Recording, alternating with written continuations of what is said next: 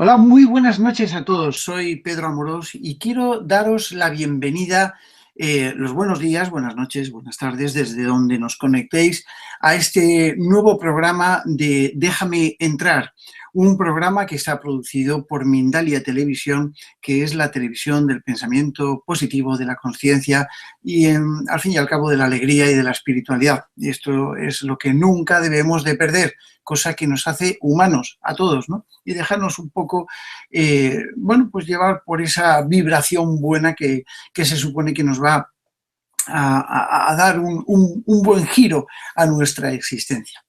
El programa de hoy es un programa muy, muy especial para mí, porque, bueno, primero que tengo a un gran amigo como invitado, que es José Luis Jiménez, ahora le daremos la bienvenida. Y desde luego creo que se trata de algo que nos va a abrir un poco los ojos, no desde el punto de vista crítico, que evidentemente tiene sus críticas, sino también desde el punto de vista histórico y desde el punto de vista realista, ¿no? Que es la historia de la verdadera Navidad. ¿Qué hay de realidad en todo esto? ¿Hasta qué punto nos han contado, bueno, pues una, una traza, una trayectoria histórica sobre el origen de la Navidad y por qué se celebra, y algunos de estos enigmas curiosos que, bueno, pues a todos nos encanta, ¿no? Nos encanta saber, sobre todo cuando celebramos la Navidad y esas fechas fantásticas que al fin y al cabo marcan una época en nuestro día a día y, por supuesto, en nuestra existencia. Y para ello tenemos a nuestro buen amigo, ya os digo, y gran erudito en la materia y en muchas otras materias, que es José Luis Jiménez. Él es nacido en Barcelona y, según nos cuenta, nació bajo el signo de Libra, que es verdad que él dice que se siente muy identificado con el signo de Libra, pero es cierto. Al fin y al cabo, dice que está remarcado por la justicia, y es verdad que yo, que le conozco bien, pues sé que es una persona muy justa, muy noble, de los de siempre ahí, ¿no? Y por supuesto esto hay que tenerlo en cuenta. Él es investigador, es escritor y desde luego, pues según parece, en uno de sus viajes, en un fantástico viaje por Egipto en el año 1993, nos cuenta que su concepto de la vida dio una especie de giro de 180 grados, no 360, sino 180, hacia lo que es el despertar de la conciencia y la manifiesta espiritualidad que en un momento dado experimenta, le llevó a pensar en una gran historia ignorada por muchos, ¿no? Y empezó a ahondar sobre ese tema, investigando pues muchos de los temas que, bueno, estaban desconocidos, ocultos o quizás cambiados por la historia oficial y que normalmente no suele recordarse. Esto quedó plasmado en muchas de sus obras, tiene muchas obras, ahora diremos algunas, y evidentemente se siente comprometido con la sociedad y es por ello por lo que quiere poner ese granito de arena para investigar y escribir como un gran escritor que es. Algunos de sus libros son la revelación del Grial, el Averno del cristal, el Averno de cristal, cuando la conciencia habla, el legado de María Magdalena, un magnífico libro, como todos los suyos, el manuscrito de Adán, conversaciones con mis musas, es un libro precioso de poesía, ensoñación del chamán, el triunfo de María Magdalena, la sangre del inmortal y, por supuesto, muchos otros ensayos ocultos dentro, o historias ocultas dentro de lo que es un ensayo súper curioso, que es el producto de la investigación. Y sin más dilación, yo quiero dar la bienvenida a nuestro invitado, que es José Luis Jiménez. Muy buenas noches, José Luis, muy buenas tardes, días o donde quieran que se encuentren nuestros televidentes. Buenas noches, Pedro. Bien hallado. Muchas gracias por esa magnífica presentación que me acabas de hacer. Yo pensaba de quién estará hablando Pedro ahora, que habla tan bien. Te lo agradezco mucho. Y me he quedado corto, eso sí, ya te lo digo. No. Tú eres comedido en tus palabras, pero conmigo has sido muy generoso. Gracias. Bueno, como tú dices, ¿no? Precisamente desde esas fechas, fíjate, hace ya pues más de 24, 22, 23, 24 años que empecé, y mi vida cambió. Empecé entonces a buscar esa verdad que todos buscamos, que no siempre encontramos, y que bueno, a mí poco a poco pues se me ha ido ofreciendo esa oportunidad no solo de encontrarla, sino también de poderla transmitir a los demás. Que es lo verdaderamente importante. Claro, evidentemente, ¿no? Yo siempre digo una cosa, que es que el mayor de los sabios, el más grande de los sabios, no serviría de nada toda su conocimiento, toda su sabiduría, si no la compartiera. Si no la compartiera. Para él no sirve para nada. Para nada, para nada. Déjame que, bueno, recuerde a todos nuestros asistentes que poco a poco me dicen que van entrando. En la parte izquierda mía tenéis un chat en el que ya podéis empezar, ahora cuando empecemos a hablar del tema, a dejarnos las preguntas que queráis hacer en la siguiente sección, que es las preguntas a nuestro invitado. Os digo que hoy va a ser un tema muy interesante porque vamos a desvelar, con todo el respeto del mundo para la Iglesia y para todas las creencias, lo que es la historia de la verdadera Navidad. Tenemos un pequeño vídeo que nos han preparado para que nos sirva de introducción un poquito al tema. Así que, Eva, cuando tú quieras, vamos a ver ese vídeo.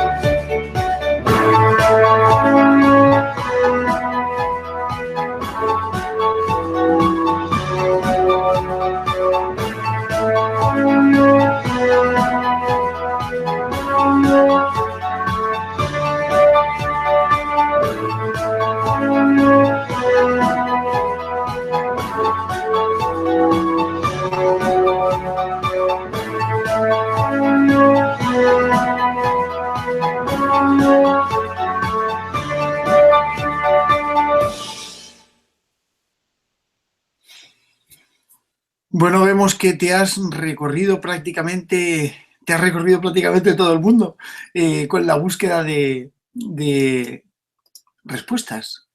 Sí, efectivamente, Pedro, tienes razón. Justo cuando estuvimos hace unos días en Valencia, ¿no? Te comentaba que acababa de llegar de Argentina. Había estado en un lugar que me llamó poderosamente la atención. Lo había publicado en un capítulo de mi libro, haciendo referencia precisamente a la estancia de los caballeros templarios en América antes del descubrimiento de Colón y cómo existían pruebas en unos petroglifos, pero es que resulta que aquella información era mucho más importante de la que a simple vista se podía prever. Así que yo, ni corto ni perezoso, digo, yo tengo que ir a ese lugar, tengo que investigarlo en profundidad. Y allá que me fui, es un lugar que está en la frontera justo con Bolivia, a 3.500 metros de altura. Es una laguna, se llama Laguna Colorada, en La Quiaca, que además solamente está en esa, diríamos, en esa situación de poder observar lo que hay en los petroglifos cuando se seca, porque el resto del año pues está cubierta de agua, de las lluvias, del hielo, que cuando se deshiela aquellas cumbres, en fin. Y bueno, te contaba esto porque yo no suelo saber a dónde voy a ir. O sea, a mí me surgen, me surgen... Ahí es donde se nota que eres un aventurero. Sí, claro, me surgen de repente cuando veo algo o me llega una información y digo, aquí hay algo y tengo que ir, ¿no? Eso me ha pasado pues desde hace esos 20 años con los libros que he escrito, que he publicado, pero sobre todo con el personaje de María Magdalena. A mí me conocen sobre todo, y quizás los amigos que nos estén viendo ahora, alguno me reconozca, por la investigación, digo investigación, que he llevado a cabo de este personaje desde hace más de 22 años, y permíteme que lo diga, yo descubrí el retablo que existe en el monasterio cisterciense de Santes Creus, en Tarragona, donde aparece María Magdalena embarazada por Jesús, evidentemente, y luego con la descendencia.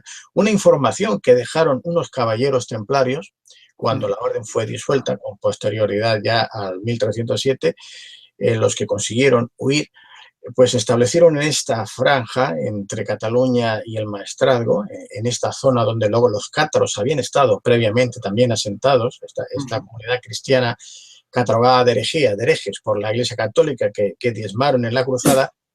Y aquí es donde yo empiezo a investigar y a darme cuenta que detrás de lo que nos cuenta la Biblia sobre el personaje de María Magdalena hay muchísimo más que está ocultado y que está manipulado. La gran mentira, ¿no? El llamar ramera, el llamarle prostituta a quien había sido precisamente la apóstol de los apóstoles. Es más que eso, la koinonos. La koinonos, que es la traducción del arameo al griego, que significaba la compañera, es decir, la esposa de Jesús, la reina consorte del rey judío que fue crucificado por ser rey. No por lo que, y claro, fíjate que además tienen descendencia, que es a lo que vamos a ir también luego si hay tiempo, y es una descendencia que es muy molesta y muy peligrosa para la Iglesia que en ese momento pasa a ser la religión oficial del Imperio Romano, la religión oficial a partir del Concilio de Nicea, que hablaremos a continuación, y es la que va a decidir quién puede ser coronado rey, quién no. Y se encuentran con una familia, con unos descendientes, con los desposini, que es la palabra en griego que significarían los que pertenecen al Señor, es decir, a Jesús, que no aceptan esta imposición de la Iglesia de Roma, se rebelan y al ser tan molestos, pues son perseguidos y son eliminados. Pero, como siempre suele ocurrir en estas cosas, no todos son eliminados, no todos los descendientes acaban o en la hoguera o asesinados, sino sobreviven, ¿no? Pero bueno, esto es un tema que lo tocaremos en otro momento porque no era el de hoy. Pero todo esto a mí me hizo investigar, desplazarme, ir, buscar documentación y sobre todo mostrar evidencias, porque en mis libros, como tú sabes muy bien, que los has visto, suelo aportar siempre fotografías. Y además los tengo aquí, ¿eh? Claro. Bueno, tengo algunos, que por cierto, La revelación del Grial Viviente es una maravilla de edición, con colores y, bueno, a mí me ha sorprendido, enhorabuena por este libro. Son casi 700 páginas, fíjate, son 690 páginas y de las cuales 320 y tantos son fotografías a color. Y eso supone, bueno, un gran esfuerzo. ¿Y por qué decía esto? Pues porque, claro, a veces a mí, yo es cuando escuchaba, bueno, una novela, Dan Brown, una novela, digo, sí, está muy bien, pero es que mis libros no son novelas, son investigaciones. Son ensayos. Sí, que suelo utilizar a veces un tanto la narrativa para poder Llegar manejando, un poco hasta el punto, claro. pero no son ficciones. Quiero decir que ahí no hay ninguna ficción, todos son hechos reales, ¿no? Históricos, y que además se adjunta. Y bien, Ah, en este libro que acabas de mostrar, precisamente hay un par de capítulos que trata con toda, diríamos, con todo detalle el tema que vamos a hablar esta noche, el que me has propuesto, ¿no? El de la Navidad. ¿Cómo surge esta Navidad cristiana, esta Navidad católica? qué piensas tú, José Luis, de qué es la Navidad? ¿Cómo surge? Ese es el planteamiento. Yo creo que base para, perdón, porque mi amigo Francis Dumont el otro día me llevó a volar un dron y me enfrié totalmente en plena montaña, que me encanta, muy bonito, pero esto se lo debo a mi buen amigo Francis, que sabes que te quiero, porque nos está viendo, pero bueno. Bueno, pues tómate un poco, yo te aconsejo un poco de miel con zumo de limón, templadito, y verás qué bien te va la garganta. Me tendré que quedar con el zumo de limón porque no puedo tomar azúcar, pero bueno. Bueno, Bueno, hay miel sin azúcar seguro. Y bueno, bueno. ya lo verás. Bueno, cuéntame un poco de esto, José Luis. Mira, esto surge en el siglo IV a principios, en el año 323 en concreto, cuando el emperador Constantino I vence en la batalla de Adrianópolis y vence al César de Oriente. Y entonces él quiere unificar el imperio, es la primera vez que se unifica el imperio romano, y ve que necesita una religión nueva que unifique, porque hay muchos grupos, muchas sectas de los entonces llamados cristianos. En realidad no es que todos se llamaran cristianos, porque de hecho eran judíos los seguidores de Jesús, de María Magdalena, los de los apóstoles que siguieron evangelizando, y sobre todo el personaje principal, que es el que va a intervenir en esta historia, que es Saulo de Tarso, un judío romanizado, que luego lo vamos a conocer en la Iglesia Católica como San Pablo. Este sí que es el que dice que Yeshua ya ha muerto, que ahora el que hay que seguir es al Christos, palabra griega que vendría a significar el sacerdote ungido o el rey sacerdote ungido. Esta sería más como Mesías, la traducción, ¿no? Entiendo. Y entonces hay un grupo, diríamos, bastante importante de estos cristianos que están teniendo muy buena acogida entre los gentiles, entre los paganos, el resto, digamos, de ciudadanos del Imperio Romano. Entonces, este emperador Constantino decide convocar, hacer un concilio, convocar a todos los obispos que hasta hacía escasamente 12 años habían estado perseguidos los cristianos por Diocleciano. Recordaremos seguramente esas películas de romanos donde vemos que a los cristianos los echaban al circo para los leones o les hacían, bueno, aquello es un poco exagerado, pero habían sido perseguidos, es cierto. Y claro, coincidió que ya Constantino había, con un par de decretos, ya había conseguido que se dejara de perseguir, o sea, que se dejara de seguir hostigando a los cristianos, y ya estaban como más tranquilos. Incluso acababan de salir hacía poco tiempo algunos obispos, sobre todo de las cárceles romanas, así que era un buen momento para convocar este concilio. Es el concilio de Nicea, que se lleva a cabo en el año 325. Hablo siempre después de Cristo. Después de Cristo. Esta forma de datar el tiempo, ahora explicaré que es muy importante. Va a tener mucha importancia para esto de la Navidad. Por un tal Dionisio es el exiguo, si no me equivoco. Efectivamente. Este es el que metió, digamos, un poquito la pata, ¿no? Pero bueno, luego vamos a comentar.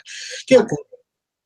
En este concilio se van a aprobar una serie de escritos que los vamos a conocer como los evangelios canónicos, que van a formar el canon de la religión católica, que serán 4. Será el de Marcos, el de Lucas, el de Mateo y el de Juan. Estos 3 primeros, Marcos, Lucas o Mateos y Lucas, también se conocen como los evangelios sinópticos. ¿Qué quiere decir esto? Pues sinópticos quiere decir que vienen a decir exactamente lo mismo, que tienen un mismo patrón, que de alguna forma prácticamente es lo mismo leer uno que otro, pero no va así. No fueron plagiados, sino quizá emulados, imitados, ¿no? Seguramente fueron plagiados de Marco los otros 2, seguramente, si no se basarían en gran parte en este primero, porque el de Marcos, por lo menos los expertos ya están de acuerdo, la mayoría, en que se escribió alrededor del año 50 después de la crucifixión de Cristo, de Jesús. el de Lucas sería aproximadamente sobre el 70, 60-70, y el de Mateo sobre el 70 u 80. El de Juan, este es distinto a los otros tres. Diríamos que tiene un corte gnóstico, es más gnóstico. Dentro de los cristianos, sobre todo, vamos a diferenciar dos corrientes. La que iba a seguir luego la Paulina, la de los seguidores de San Pablo, ¿De San y los Pablo? gnósticos. Los gnósticos que ellos, por decirlo de una forma muy rápida y resumida, creían en la dualidad, en dos dioses, ¿no? El Dios bueno, el que había creado el espíritu del ser humano o el alma, y el Dios, vamos a llamarlo malo, el Satán, que le llamaban, que era el Dios del mundo, el que era responsable de todas las maldades que se producían en el mundo. Así, el Dios bueno se libraba y el que lo había hecho mal era el Dios malo. Cargaba con la culpa, claro. Sí, esto muy resumidamente hablo, para poder seguir adelante. Sí.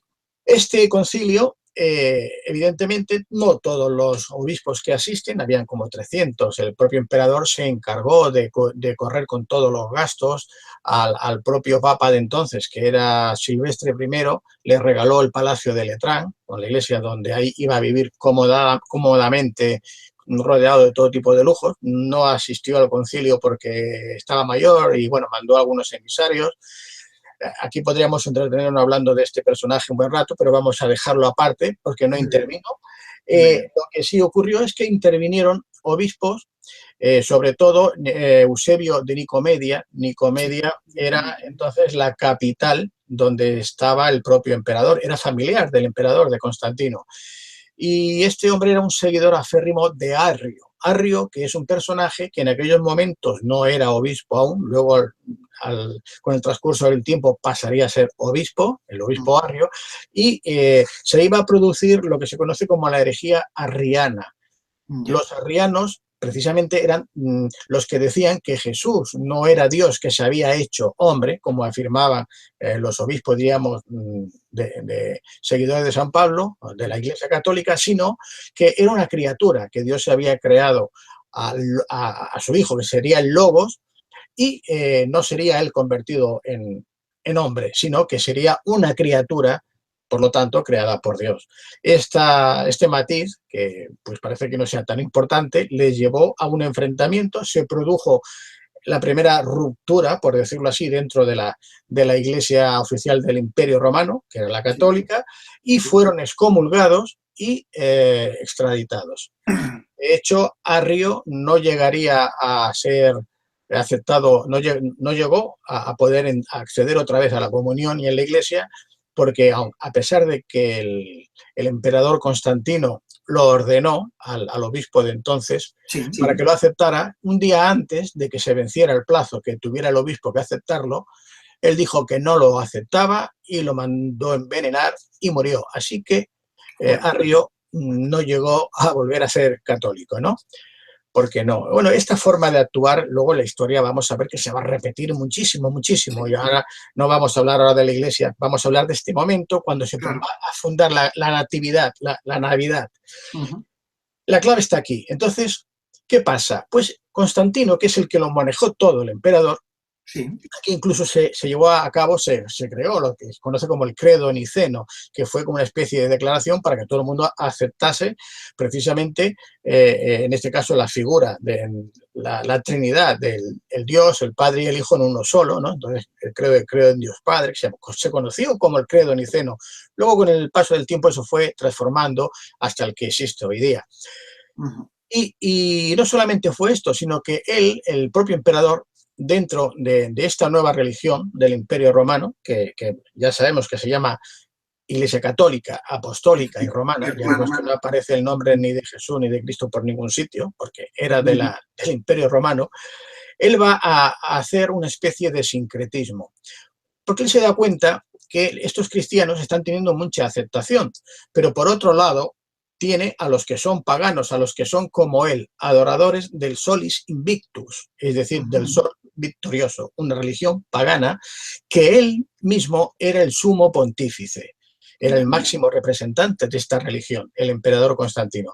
Así que lo que va a hacer es una especie de sincretismo, va a unificar las dos religiones en una.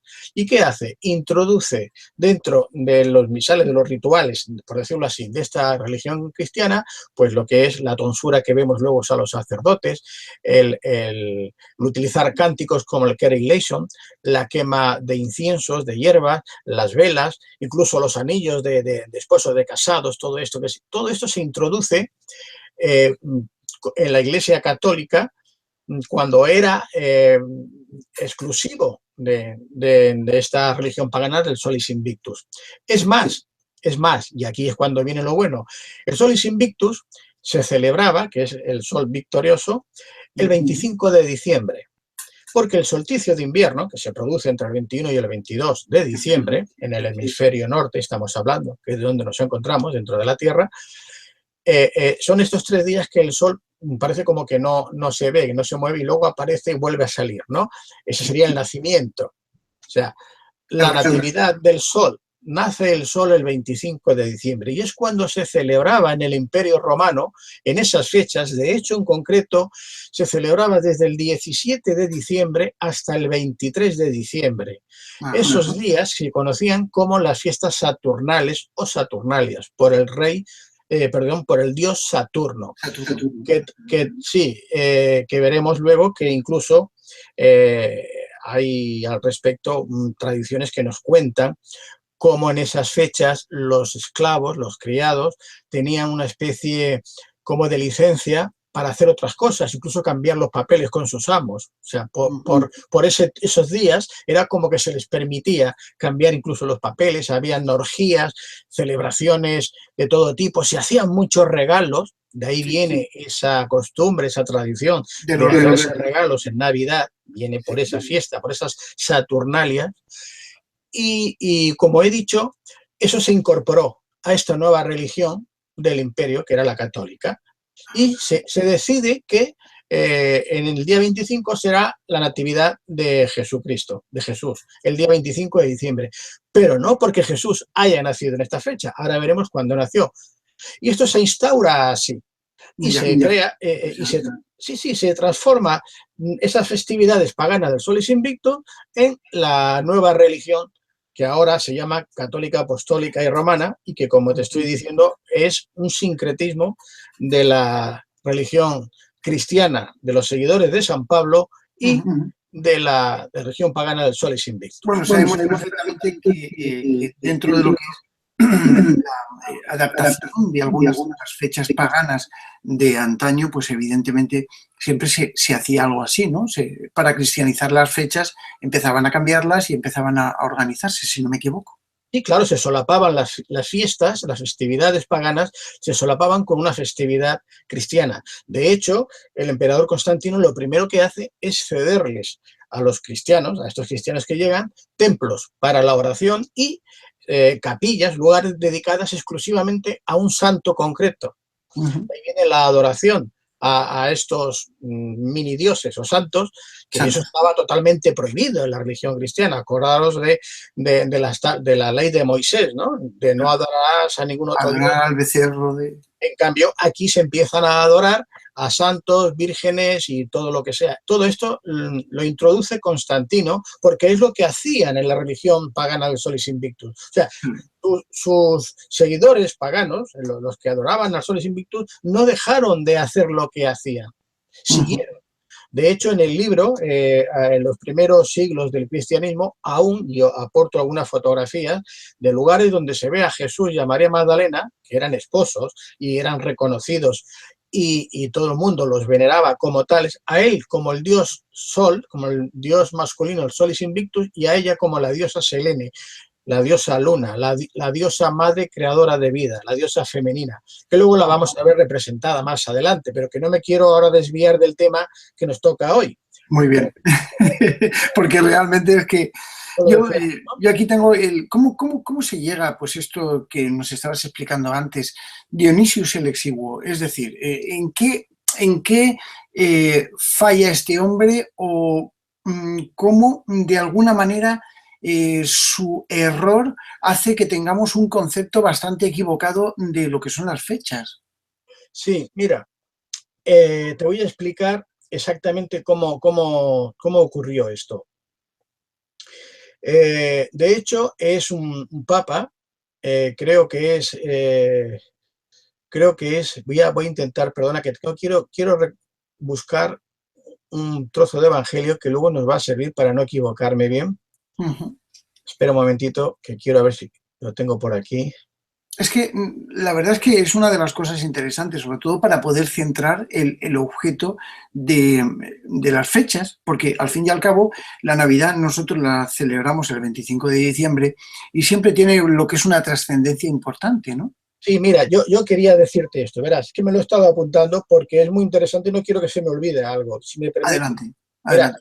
según Mateo, el evangelista que hemos comentado antes, en su versículo, en el primero, del 18 al 25, él nos Sí, cuenta esta versión que voy a leerla porque es muy interesante para que luego, para que entendamos lo de la fecha que digo, ¿no?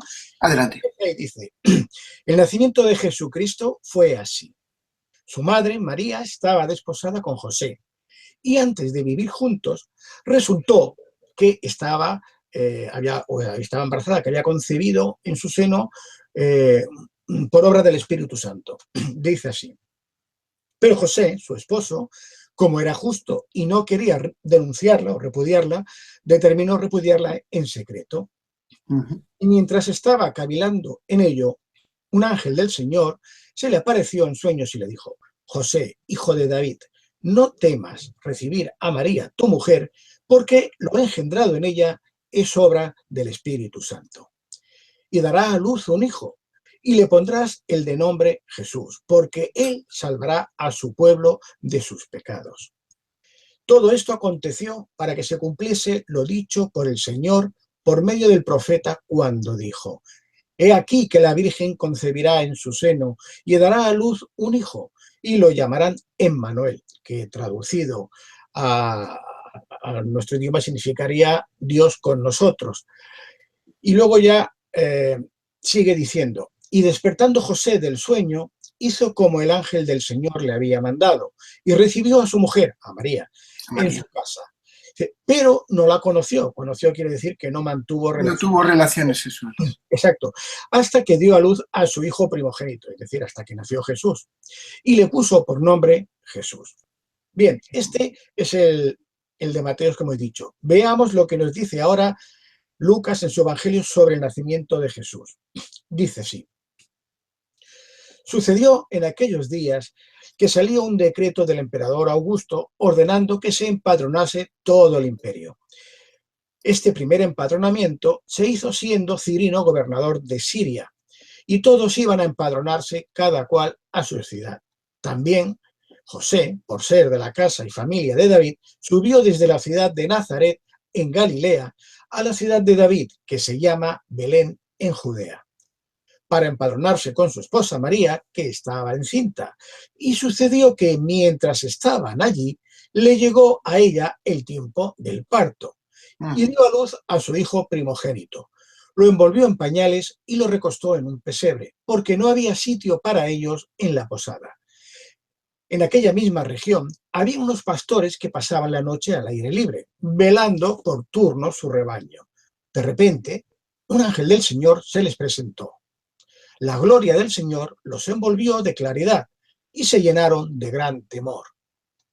El ángel les dijo, no temáis, os anuncio una buena noticia que será la gran alegría para todo el pueblo. Hoy, en la ciudad de David, os ha nacido un Salvador, el Mesías, el Señor. Y aquí tenéis la señal. Encontraréis un niño envuelto en pañales y acostado en un pesebre. De pronto, en torno al ángel, apareció una legión del ejército celestial que alababa a Dios diciendo, Gloria a Dios en el cielo y en la tierra paz a los hombres de buena voluntad. Uh-huh. Sucedió que cuando los ángeles se marcharon al cielo, los pastores se decían unos a otros, vayamos pues a Belén y veamos lo que ha sucedido y que el Señor nos ha comunicado. Fueron corriendo y encontraron a María y a José y al niño acostado en el pesebre. Al verlo, contaron lo que les había dicho el ángel de aquel niño. Todos los que lo oían se admiraban de lo que les había dicho los pastores. María, por su parte, conservaba todas estas cosas meditándolas en su corazón.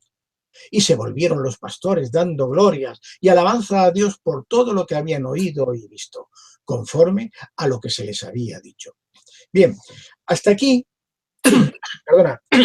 Muy interesante. Sí, verás que esto es muy importante lo que he leído porque luego nos va a servir para conocer cuándo nace Jesús.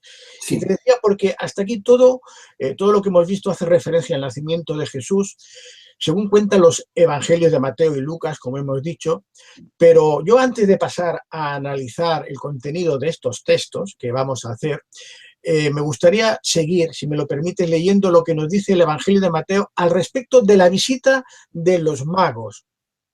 Muy importante. Porque es muy interesante para lo que vamos a continuación a decir. Vas yendo con las preguntas que tenía que hacer, pues, uno por una, vamos, es que... Pero bueno, adelante, adelante. ¿Sabes por qué te lo digo? Es que es muy interesante, ¿no? Porque yo ya me he hecho también mi guión, porque digo, así no me pierdo de nada, ¿no? Y también vamos a ver la matanza de los niños, la que ordenó Herodes y que, bueno, popularmente... Santos inocentes. Sí, se conoce como la matanza de los santos inocentes, ¿no? Pues bien, veamos lo que nos dice Mateo en la visita de los magos. Esto está en el versículo 2, en el 12. Dice así: cuando Jesús nació en Belén de Judea, en días del rey Herodes, vinieron de oriente a Jerusalén unos magos, diciendo: ¿dónde está el rey de los judíos que ha nacido? Porque su estrella hemos visto en el oriente y venimos a adorarle. Oyendo esto, el rey Herodes se turbó, y toda Jerusalén con él. Y convocados todos los principales sacerdotes y los escribas del pueblo, les preguntó dónde había de nacer el Cristo. Ellos le dijeron: en Belén de Judea, porque así está escrito por el profeta.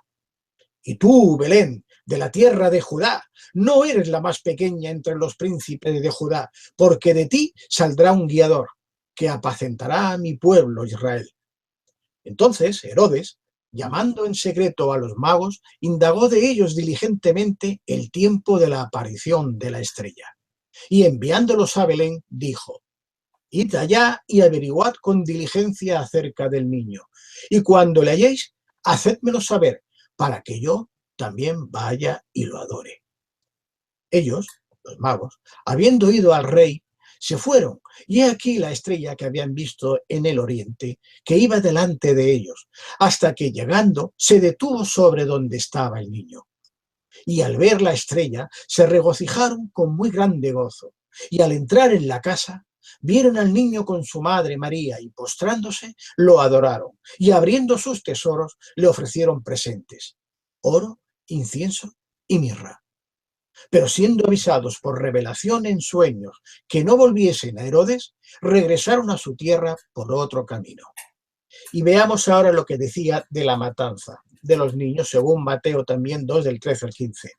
Dice así: después que partieron ellos, los magos, he aquí un ángel del Señor que se le apareció en sueños a José y dijo: levántate y toma al niño y a su madre, y huye a Egipto, y permanece allá hasta que yo te diga, porque acontecerá que Herodes buscará al niño para matarlo.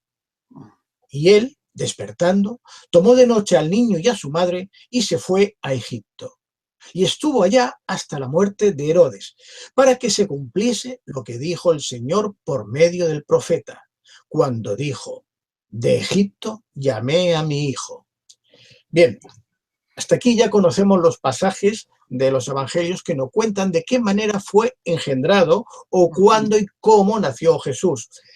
Y aunque no se indique la fecha exacta, sí nos ofrece la posibilidad de deducirla. Vamos a ver cómo. En primer lugar, no se puede dejar pasar por alto la forma en cómo Jesús fue procreado, ya que, según los evangelios que os he comentado, fue engendrado por el Espíritu Santo. Evidentemente, esta descripción es muy vaga y confusa, pues tal como se presenta, se trataría de un suceso prodigioso por cuanto se desconoce su procedimiento o génesis, aceptándose el hecho como un dogma de fe. Ujú. También hay que tener en cuenta la figura del ángel que aparece como un mensajero cuando, en este caso, tanto para anunciar a María su embarazo como para convencer a José de que su joven esposa no le ha sido infiel, sino que el hijo que lleva en su vientre ha sido engendrado por el Espíritu Santo. Pues hombre, esto habrá que analizarlo con un poco de atención, ¿no? Es una situación, yo diría, un tanto difícil de digerir para un hombre sencillo, como se supone que era José, a menos que los argumentos aportados por el mensajero celestial y la credulidad de José sean convincentes y, bueno, pues por tanto, suficientes, ¿no? Ya. Por lo que por ahora vamos a dejar la concepción de Jesús pendiente hasta un futuro análisis y más detallado si hace falta más adelante, ¿no? Vale. Pero bueno, ¿cuándo y cómo nació Jesús? ¿Qué es lo que nos interesa, ¿no? ¿Cómo lo podemos saber? Pues lo podemos saber analizando estos evangelios que acabo de leer, que acabo de comentar. Ujú. También ayudándonos, por supuesto, con otros escritos que existen en la Biblia que os voy a comentar a continuación, ¿no? Ujú. Por ejemplo, Lucas nos dice que María fue a dar a luz cuando ya estaban en Belén, hemos leído antes, pero que al no encontrar habitación disponible en la posada, tuvieron que acomodarse en el establo, donde Jesús nacería, siendo envuelto en pañales y recostado sobre la paja del pesebre. Y es aquí, de nuevo, cuando aparece el ángel, el mensajero celestial, quien se dirige a los pastores y a los hombres de campo que en esos momentos estaban junto a su rebaño descansando a la intemperie, dato que hay que tener en cuenta. Lo que sin duda nos está indicando que la climatología en esos momentos era benigna y por tanto no No se, hacía mucho frío. no se correspondía con la época invernal, efectivamente, que era el 25 de diciembre, ¿no? Y además, como hemos dicho, que el inicio se producía en el solsticio de invierno del 22 al 21 al 22 de diciembre y Cuando más frío hace, vamos. sí, además en aquella época era costumbre que el ganado no permaneciese diríamos, en las montañas, en los montes, más allá del mes de octubre o máximo en noviembre, los primeros días de noviembre, porque en esas fechas ya el frío era fuerte, bajaba y los pastores ya bajaban con sus rebaños a la ciudad. No había nadie. Final de octubre, primero de noviembre, ya no había nadie en los En las montes, montañas, sí. en los pastos. Ya habían bajado todos los pastores con el ganado a A Jerusalén. sus establos y demás. Por lo tanto, ya no podía ser más allá de final de octubre, ¿no? Pero bien, incluso hay un en Marcos, el propio Jesús, cuando hablaba a sus discípulos, les hizo una referencia a esta fecha, decía, orad pues que no acontezca vuestra huida en invierno, haciendo referencia a que allí el invierno era muy crudo, allí, bueno, y hoy y Y actualmente. hoy sigue actual. Yo he estado allí en invierno y hace mucho frío, vamos. Claro, entonces es imposible que allí hubiese ningunos pastores a la intemperie más allá del mes de octubre. Imposible. Bueno, pero ahora veremos más qué es lo que nos dice, por ejemplo, Lucas en su relato. Él dice, de repente un ángel del Señor se les presentó. La gloria del Señor los envolvió de claridad y se llenaron de gran temor. Es lo que hemos leído a continuación. Pues bien, en este versículo lo que se dice, que el ángel del Señor se presenta ante los pastores y los envuelve en una gran luz, pues bueno, es una aparición totalmente anormal, inusual, o incluso diríamos que es milagrosa para aquellos hombres humildes que se asustan y muestran su temor, como dice, ¿no?, hacia algo desconocido. De hecho, es una gran luz que los envuelve, tal como actualmente sucedería hoy día si iluminásemos de noche, por ejemplo, con un gran foco a un grupo de indígenas que nunca hubiesen visto una luz eléctrica o algo similar. Imaginaos si ahora llegáramos a la selva de Amazonia, Amazonas, que hay tribus aún que no han visto al hombre blanco, llegar por las noches con unos focos, con unos helicópteros y iluminarlos.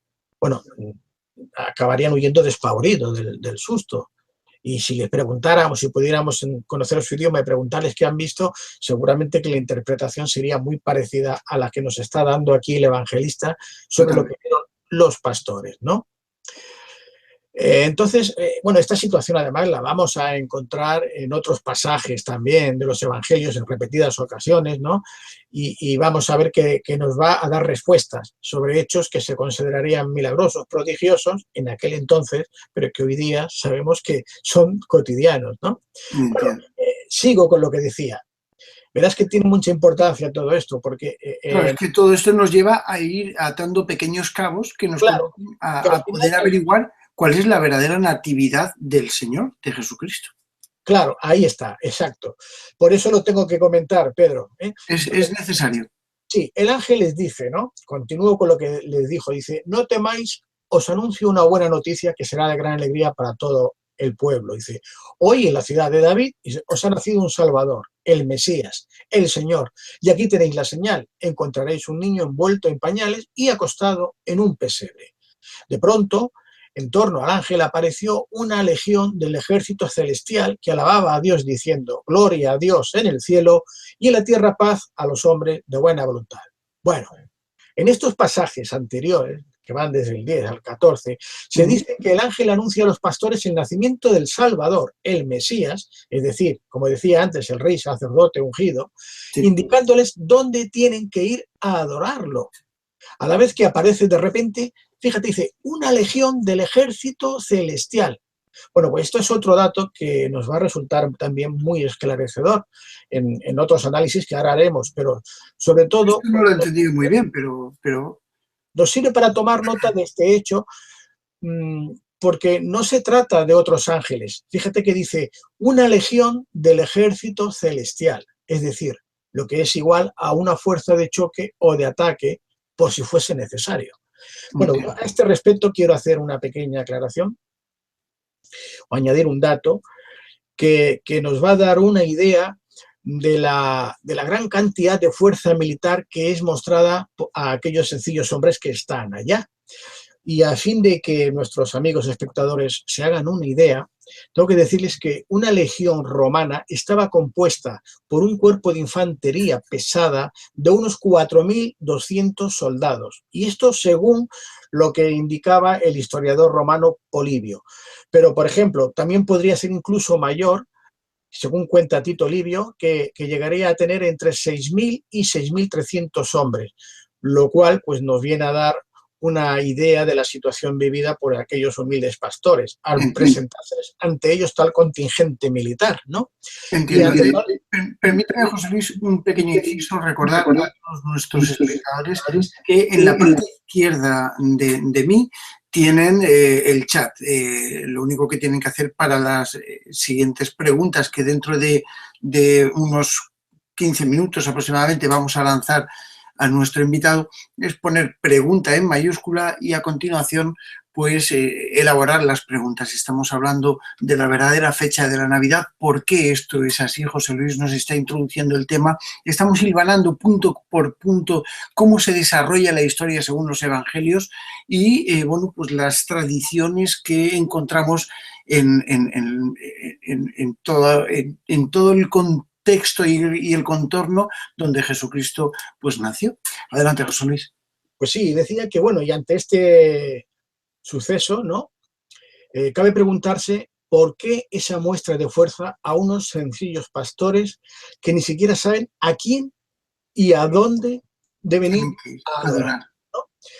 Bueno, también habrá que preguntarse, quizás estamos asistiendo a una licencia literaria, en este caso del autor del Evangelio, para poner más énfasis en la importancia del suceso y la capacidad de fuerza del Mesías, exagerando de forma desmedida todo lo acontecido.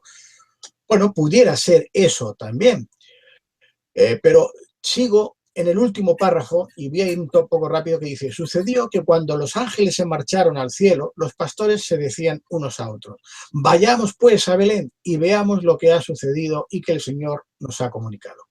En este versículo, los ángeles se marchan al cielo, lo que de alguna manera viene a significar que todo está en orden, ¿no? Que no es necesaria su presencia en aquel lugar y ya que, bueno, pues en este caso los pastores, los pastorcillos han comprendido el mensaje que se le ha facilitado para que éste a su vez sea transmitido a José y a María. Ajá. Y esto es curioso porque dice, fueron corriendo y encontraron a María y a José y al niño acostado en el pesebre. Al verlo contaron lo que se les había dicho, lo que el ángel les dijo a ellos, de aquel niño. Y bueno, y aquí yo, claro, cuando analizo, porque yo analizo todos los. Claro, es que es lo que hay que hacer para establecer las... Yo aquí digo, bueno, aquí aparece una situación que a mí se me antoja incongruente, ¿no? ¿Por qué tuvieron que ser los pastores quienes informaran a María y a José sobre la condición de su hijo que acababa de nacer? Claro. Y hasta ahora el ángel se había aparecido tanto a María como a José para mantenerlos informados al respecto de Jesús.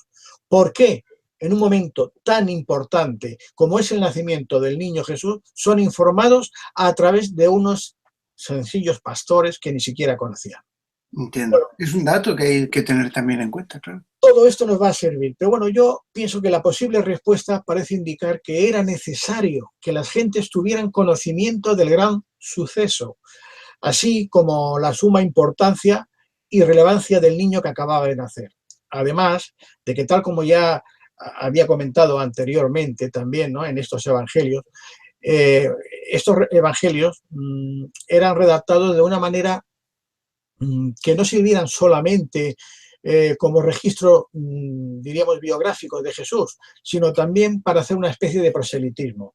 En Ajá. los evangelios, bueno, antes he mencionado los nombres, pero no es que lo hayan escrito estos apóstoles. Se les llama de Marcos porque es la comunidad de seguidores de Marcos quien al cabo de esos tiempos escriben lo que habían oído de boca a oreja, ¿entiendes? Con las consiguientes desviaciones que puedan haber. Y lo mismo sucede con los otros. De hecho, el Evangelio de Juan, no sé si lo he comentado, se supone que se escribió entre el 100 y 120 después de la crucifixión de Jesús. Es Ajá. imposible que ya viviese Juan, ¿de acuerdo? Qué va. Además de que se había, según las historiadores, habría estado exiliado en la isla de Patmos, en Grecia.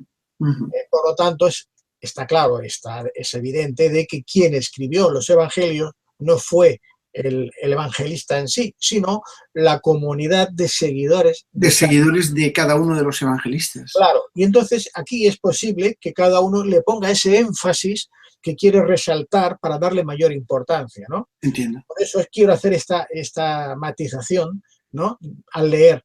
Pero de todas formas, lo que sí que está claro con lo que ya hemos visto hasta ahora, Ya nos sirve para hacernos una idea de que hay algo que no cuadra.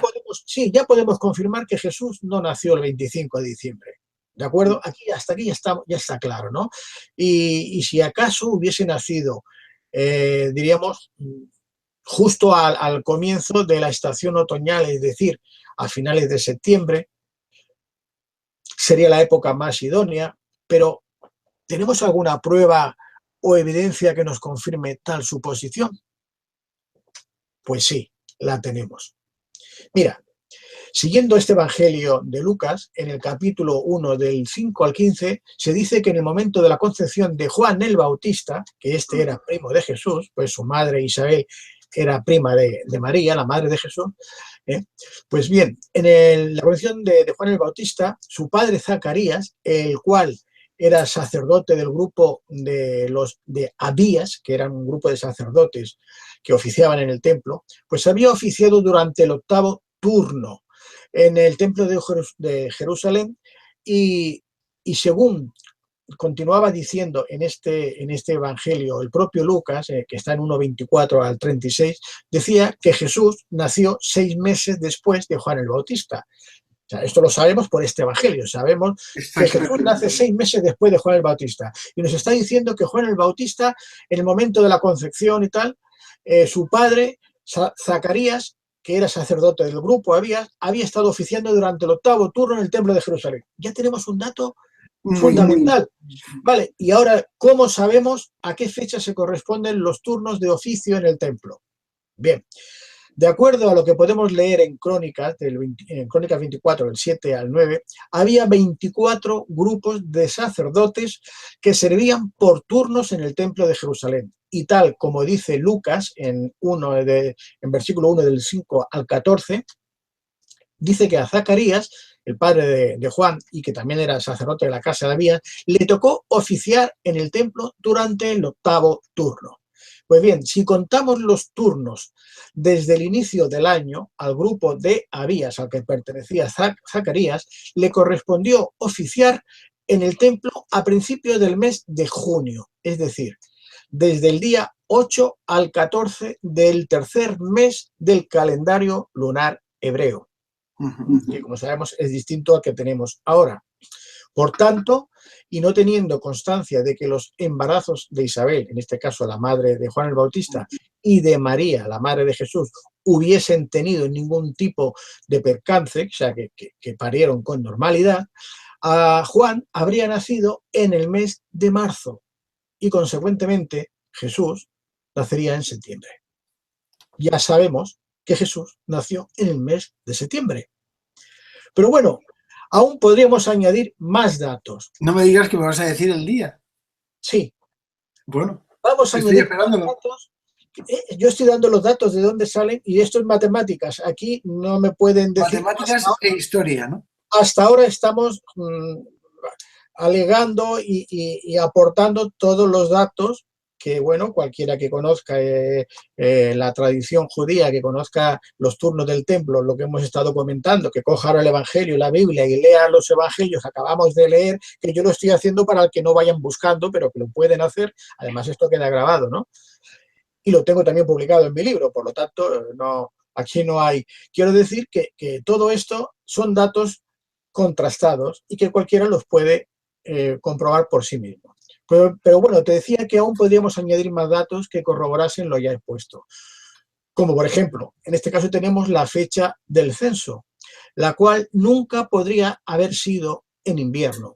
O lo ya comentado sobre los pastores que pasaban la noche junto a sus rebaños al aire libre y que, unido a las fechas del calendario de turnos del templo ya mencionadas, que también aparecen en los manuscritos del Mar Muerto en Qumrán, no sé si hemos hablado antes o te hablé fuera de cámara, pero bueno, fuera de cámara, que también nos están hablando de los turnos del templo de Jerusalén, bueno, pues no hacen más que acercar, de alguna forma, acercar y limitar ya la fecha del nacimiento de Jesús en el mes de septiembre. E incluso, yo ya, eso es una cosa personal mía, me aventuro a decir que posiblemente durante la noche o madrugada que va del 23 al 24 de septiembre. Pero fíjate de qué año. Del año -6 antes de Cristo. ¿Cómo que del año -6 antes de Cristo? Ahora vamos a eso también, Pedro. No, bueno, no nos queda mucho tiempo, José, bueno, pero bueno, vamos a simplificarlo un poquito. Yo sé, estoy apasionado escuchándote y seguro que todos nuestros espectadores también. Iba a hacer todo un despliegue de por qué es menos. Claro, y te lo agradezco. Bueno, la Iglesia nos afirma que Jesús, cuando fue crucificado, no contaba más que 33 años de edad, pero en realidad él tenía 39 cumplidos y 6 meses como mínimo. ¿Y por qué? ¿En qué me baso? Bueno, el Evangelio de Lucas, él nos cuenta hemos dicho, lo de Juan Evangelista, Bautista, que lo bautiza a los 30 años de edad y que es a partir de ese momento que es bautizado por Juan Bautista, Jesús, que su vida pública, cuando él empieza a hacer su ministerio, dura 3 años. Por lo tanto, es esto lo que nos llevaría, según la Iglesia, a que Jesús fue crucificado con 33 años. Habría sucedido en un 14 de Nisan, que es el primer mes del calendario religioso judío, que se correspondería con el nuestro, el mes de abril, sería un 3 de abril de ese año 33. Y entonces su edad pues sería de 33 años y medio, pero esta edad, como te digo, es errónea. Entonces, antiguamente, antes me lo has comentado tú, hasta principios del siglo VII aproximadamente, los romanos contabilizaban el tiempo con diferentes cómputos. Hablaba de, normalmente era ad urbe condita, que era A.U.C. En lo que podemos ver siempre en los escritos, que nos dice o significa la fundación de Roma, desde la fundación de Roma. Luego esto se cambió y incluso se utilizaba eras provinciales o de consulares. Pero es cuando llega la era vamos a ver, cristiana en el 607 aproximadamente, En este siglo, cuando se cambia y se utiliza el A punto de punto, que es Anni de Domini, o sea, año del Señor, ¿no? Sí, Y esto lo hace el Papa Bonifacio, que decide cambiar este sistema que se llevaba antes de la fundación de Roma por año del Señor. Y entonces es cuando coge y va a tomar los datos, se los hace o se le pide que haga ese calendario a este monje llamado Dionisio el Exiguo, que era un matemático rumano, por cierto, quien él, basándose en la Biblia y en otras fuentes históricas, presenta un estudio o un calendario, ¿no?, que lo realiza precisamente entre los años 526 al 530 aproximadamente, donde él concluye, él dice que la fecha del nacimiento de Jesucristo se produjo el 25 de diciembre del año 753 A.U.C., es decir, año de la fundación de Roma. Bueno, a partir de ese momento, ese año se pasa a llamar el año 1,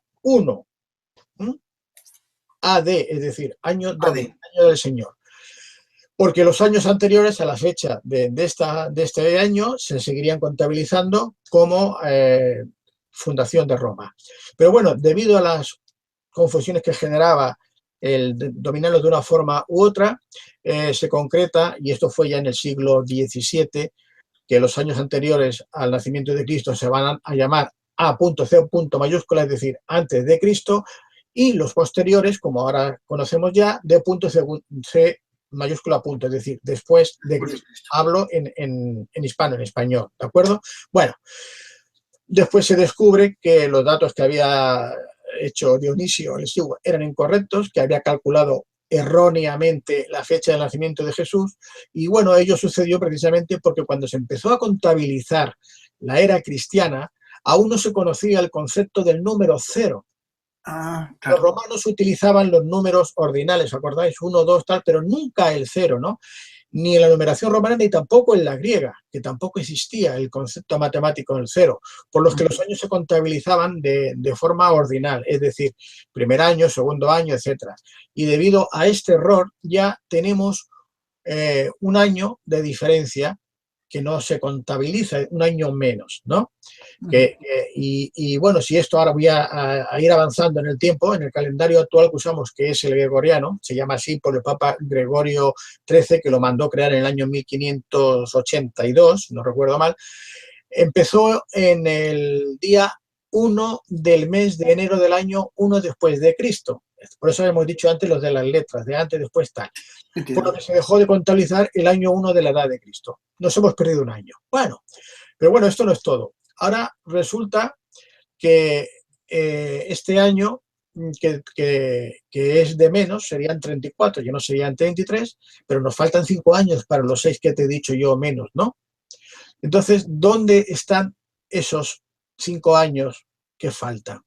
Bueno, verás. Si analizamos el Evangelio de Mateo, por eso yo decía que era muy importante leerlo, decirlo todo, vemos que de la visita de los Reyes Magos y posteriormente de la matanza de los niños por orden de Herodes el Grande. No pienses que me había olvidado de esto, ¿no? Ahora voy a por ello.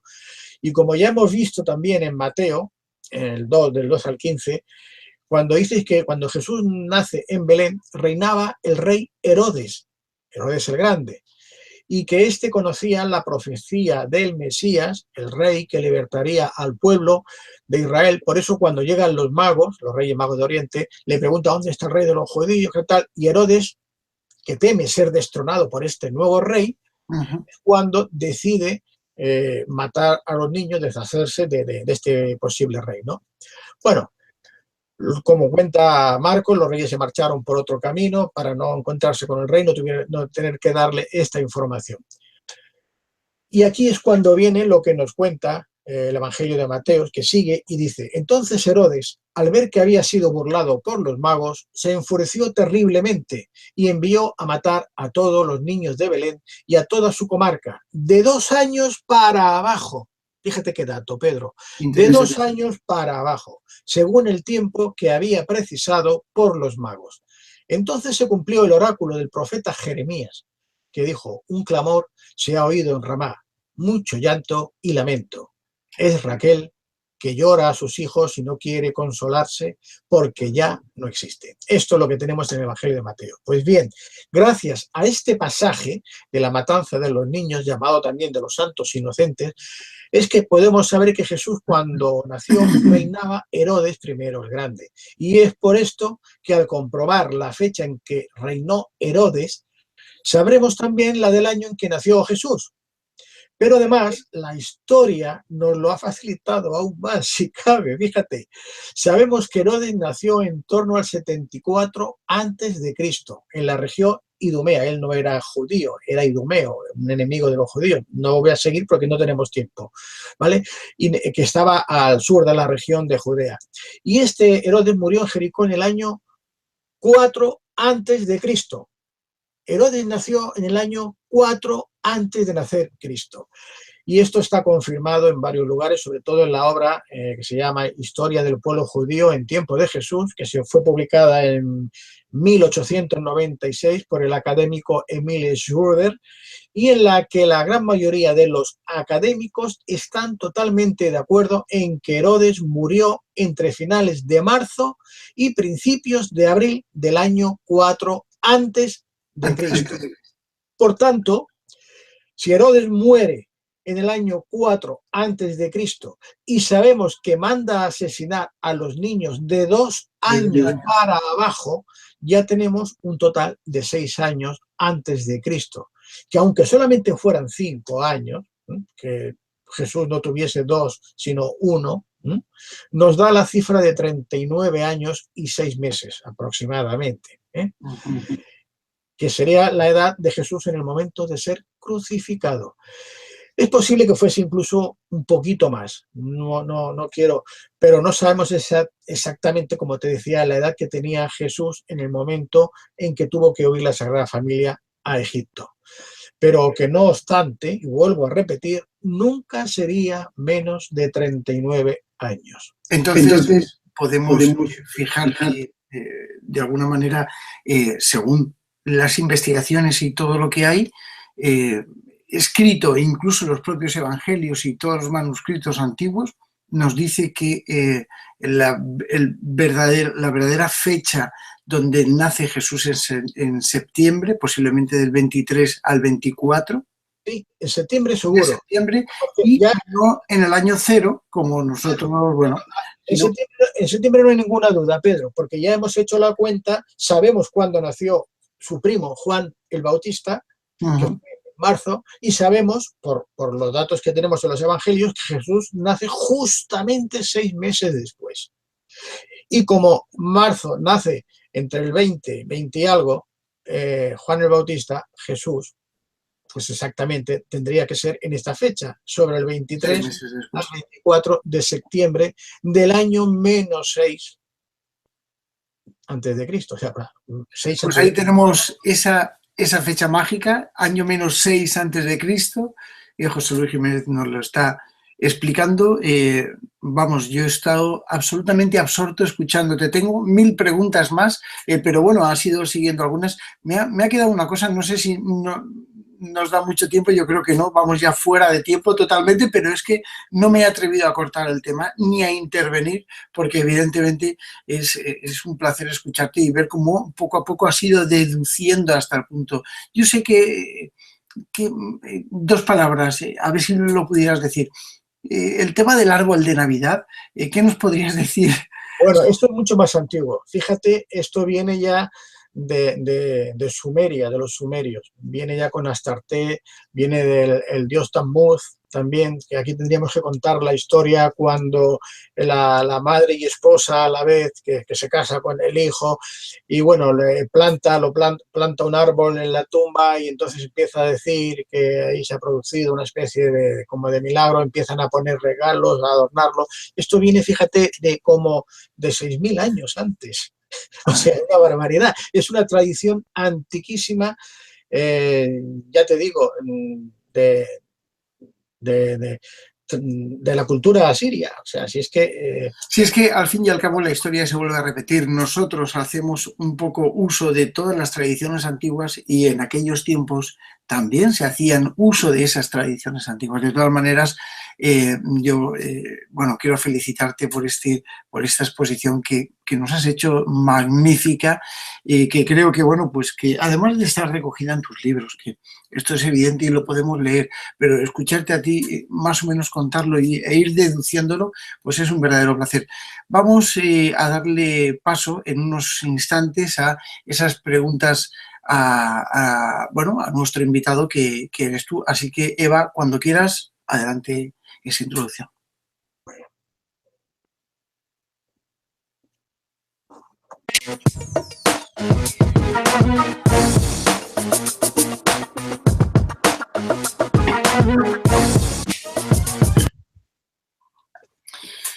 Bueno, antes de nada quiero dar la bienvenida y los saludos a todos los países que nos están escuchando, pues prácticamente de todo el mundo, ¿no?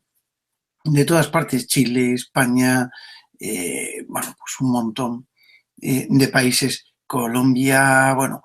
Y hoy es un tema muy, muy delicado porque, claro, estamos hablando de algo que la historia nos abre de una forma un poco distinta, ¿no? Y desde luego la tradición cristiana pues nos lo ha dejado bastante claro, nos ha enseñado una serie de cosas, pero cuando se analizan las cosas, bueno, pues a lo mejor no todo es lo que parece. Y no es que sea malo, ni es que sea bueno, es que a lo mejor es distinto. Y bueno, pues lo que hay que hacer es estudiarlo y sacar las propias conclusiones, como yo digo siempre. Este tema, además, a mi padre le encanta, es un tema que le gusta mucho, el tema de la historia bíblica, del porqué de los evangelios y el cómo, pues a lo largo del tiempo se han ido cambiando una serie de cosas simplemente a conveniencia de algunos o bien a conveniencia de otros. Bueno, tenemos aquí alguna pregunta, vamos a empezar con Caralberto Villaviencio. Y nos dice así: ¿por qué muchísimos pueblos de Asia, África, inclusive América del Sur, no reconocen la Navidad cristiana? Bueno, en principio será porque no son cristianos, evidentemente, ¿no? Claro, claro. Yo pienso que sí. Muy bien. Bueno, Lily Nice nos pregunta, también desde España, según lo que se dice entonces, ¿la Biblia es una gran mentira o una verdad a medias? O sea, ¿la Iglesia la modifica para poder seguir manipulando a su antojo al pueblo? Es muy fuerte, pero bueno. No, es una pregunta muy interesante, muy interesante. Ya sé que esto es un Nos tópico. daría para posiblemente otra hora de charla. Claro, exactamente. La Biblia es una recopilación de escritos que además de alguna forma el origen está en el Pentateuco judío, hebreo, ¿no? Los 5 libros. Claro, entonces lo que conocemos como el Antiguo Testamento, esto ya aquí la Iglesia Católica, por decirlo así, no ha cambiado nada, porque ahí no había nada que cambiar y ya además se notaría, pero en cambio en el Nuevo Testamento, que sería a partir de que se introduce la figura de Jesús, aquí sí que vamos a encontrar algunos pasajes de evangelios y además muy importantes, voy a mencionar solo uno porque no me quiero extender, como sería cuando Jesús, creo que esto lo dice Mateo en el versículo 16 al 19, cuando dice que Jesús se refiere a Simón, al que le llama Pedro, dice: y tú, Pedro, sobre esta piedra edificaré mi iglesia y lo que atares en la tierra será atado en el cielo, y etcétera. Bueno, esto es falso. Esto no existe en ningún otro evangelio, ni canónico ni apócrifo. Hemos dicho antes que son 4 los evangelios que forman el canon: el de Marcos, el de Lucas, el de Mateo y el de Juan, ¿no? Los 3 primeros sinópticos, es decir, que tienen que decir lo mismo, que dicen lo mismo. Bueno, pues este de Mateo es el único que dice esto. No hay ninguno más que lo diga. Y además lo dice, diríamos, en un renglón como que está como superpuesto, como si hubiesen raspado lo de abajo y encima ponen esta frase, ¿no? ¿Y por qué lo hacen? Hay muchas fraudes, manipulaciones y falsificaciones dentro de la historia de la Iglesia. Podemos hablar de una muy famosa, de las donaciones del emperador Constantino, que hace referencia, bueno, un papa en el siglo VI, de que él había donado las tierras, la ciudad de Roma, etc. Y eso se demostró hace ya unos años que era falso. Bueno, pues este evangelio en concreto, esa parte, tampoco es falsa, tampoco es cierta. ¿Y por qué lo hacen? Pues porque lo que se pretendía, y aquí nos vamos a ir un poco al personaje de María Magdalena, es que fuese el hombre el que tuviese la potestad de representar a Dios en la tierra, en la figura de Pedro, de ese obispo que luego va a formar o a ser la cabeza visible de todos los demás obispos, el que tiene la primacía, que sea el primero entre pares, como se suele decir, y ese fue el motivo, el falsificar ese evangelio, que yo ya lo explico en el libro también, precisamente por eso y también, entre otras cosas, porque la Iglesia Católica Apostólica Romana de entonces, no es que haya cambiado mucho hoy día, pues era machista, era patriarcal y era misógina. Entonces la mujer no tenía cabida. Y hoy día las mujeres solamente pueden ser monjitas, las utilizan para limpiar y otras cosas, no pueden oficiar, de hecho estarían excomulgadas automáticamente, ¿no? Por lo tanto, ese es el motivo por el que falsifican. Hay otras falsificaciones, pero creo que esta, como ejemplo, nos vale para decir que en lo referente a ciertas, vamos a decir, cuestiones que interesaban mucho a la Iglesia de entonces, sí se falsificaron Entiendo, documentos. Uno entiendo. de ellos sería este, otro sería el que se conoce como la donación de Constantino. Y bueno, yo creo que con esto ya respondemos la pregunta. Bueno, vamos a pasar a la siguiente. Adela Ananda, desde Chile, nos pregunta, ¿cuál sería la motivación de la Iglesia de ocultar que Jesús tuvo esposa e hijos? Soy una neófita en todo lo relacionado con la religión, Biblia e historia cristiana. Muchas gracias. Bueno, aquí hay varias razones, ¿no? Es que hay varias, hay varias. Una, de entrada, porque la Iglesia, a pesar de que a partir del concilio de Nicea se empezó a, diríamos, a aconsejar que los obispos no se casaran por una cuestión, porque y eso todo el mundo lo entiende, si tienes esposa, tienes hijos, falleces y tienes un patrimonio, ese patrimonio va para tu esposa y tus hijos. Si no estás casado, y los obispos de entonces y los cardenales y toda la curia tenían unos bienes tremendos, eran muy poderosos, pues todos esos bienes, si no están casados, no tienen hijos legales, no quiere decir que no tuvieran relaciones sexuales. Veremos que hasta 50 papas llegaron a tener hijos que luego los nombraban cardenales, ¿no? Luego mencionaremos algunos si hacen falta, pues de esta forma ya todos los bienes de los obispos se quedaban en la Iglesia. Uno de los motivos. Otro, claro, si admiten que Jesús estaba casado y tenía hijos, ¿por qué van a prohibirlo ellos? Y dirán, hombre, si Jesús tenía, ¿por qué no voy a tener yo esposa e hijos? Pero claro, entonces la Iglesia no se quedaba con los bienes de estos. Otro, si estaba casado y efectivamente como estaba casado con María Magdalena, y María Magdalena era precisamente el apóstol de los apóstoles, como así estaba reconocido originalmente, y ahora también se ha vuelto a incluir en el misal, que lo sepamos, aunque en algunas parroquias aún no se han enterado, no se han querido enterar ya hace años, pues claro, no es al hombre, no es al Pedro que está en Roma, no es a San Pedro al que le compete ser el representante, habría sido María Magdalena o cualquier otra mujer que le hubiera podido suceder en el cargo en este caso. Y Ajá. que a la Iglesia no le interesaba que la mujer siguiese teniendo el estatus que tenía antes del Concilio de Nicea, porque el hombre y la mujer entonces tenían el mismo rango. Es más, había otra secta de cristianos que eran los cátaros. Los cátaros, que luego van a resurgir en el siglo X y XI, vamos a comparar los obispos con los cátaros. Pues el cátaro, el perfecto, era como el obispo católico, estaba el hombre perfecto y la mujer, la perfecta. Claro. A la par, exactamente igual, en la Iglesia Católica, esto se eliminó. Otro motivo por el que no podían permitir que Jesús estuviera casado y tuviese descendencia. Claro, si admiten que está casado, un judío que está casado, porque Jesús era rabino, enseñador. Un rabí a los 18 años tenía que estar casado por fuerza, porque lo obligaba la ley de Moisés. Uh-huh. La ley de Moisés obligaba a que estuviera casado. Casado a los 18 años. Si no tenía hijos, eso era un pecado, era como una maldición. Si un rabino de más de 18 años no está casado ni tiene hijos, o es que es gay, otro pecado para los judíos, o es que hay una enfermedad muy grave y no puede ser.